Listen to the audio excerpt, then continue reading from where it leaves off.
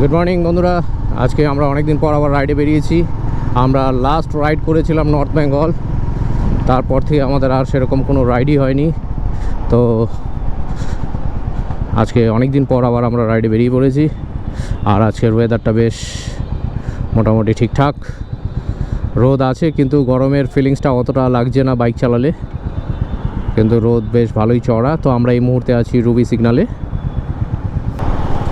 আমরা আজকে যাচ্ছি দুর্গাপুর এক্সপ্রেস হাইওয়ের ওপর যে আজাদ হিন্দ ধাবা আছে, তো সেখানে আমরা যাচ্ছি আজকে আমরা ওখানে দুপুরে লাঞ্চ করব।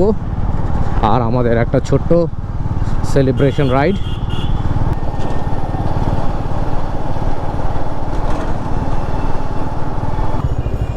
এই মুহূর্তে আমরা পৌঁছে গেছি ডানলপ।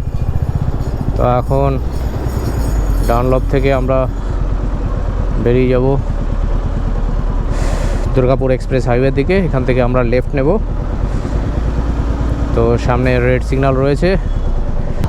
পৌঁছে গেছি আমরা বালি ব্রিজ। এই মুহূর্তে আমরা বালি ব্রিজের ওপরে রয়েছি। আর নিচে গঙ্গা, কি সুন্দর গঙ্গা পার করছি আমরা। একদিকে দক্ষিণেশ্বর, একদিকে বেলুড় মঠ।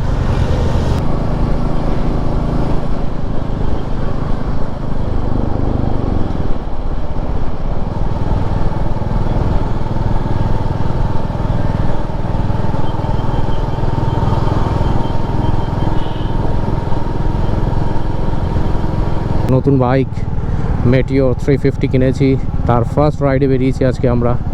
তো মাসখানেক হলো আমার বাইকটা আমি কিনেছি, তারপর থেকে কোনো রাইড হয়নি সেরকমভাবে। তো অনেক দিন থেকে ইচ্ছা করছিল আমাদের মনে যে একটা রাইড করব কাছাকাছির মধ্যে, একটু বাইকের পারফরমেন্সটা বোঝার জন্য। তো সেই রাইডেই আজকে আমরা বেরিয়েছি।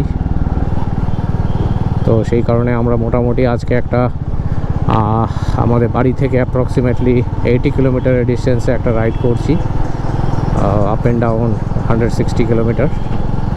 তো দেখা যাক এই বাইকের পারফরমেন্স কেমন। তো আমরা এখন এই মুহূর্তে হাইওয়েতে আছি, তো ওভারঅল পারফরমেন্স সব কিছু এখানে টেস্ট করে নেব। পুরো এক্সপ্রেস হাইওয়ের ওপর দিয়ে বাইক চালিয়ে যাচ্ছি আমরা আমাদের ডেস্টিনেশন আজাদ হিন্দ ধাবার দিকে। তো এই বাইকের কিন্তু পারফরমেন্স বেশ আমার ভালোই লাগছে, দারুণ টার্ন রয়েছে।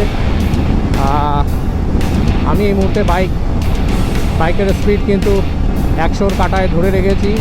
চাইলে কিন্তু স্পিড আমি আরও বাড়াতে পারি, কিন্তু আমি আমার স্পিড 100 মধ্যে লিমিট রেখে চালাচ্ছি।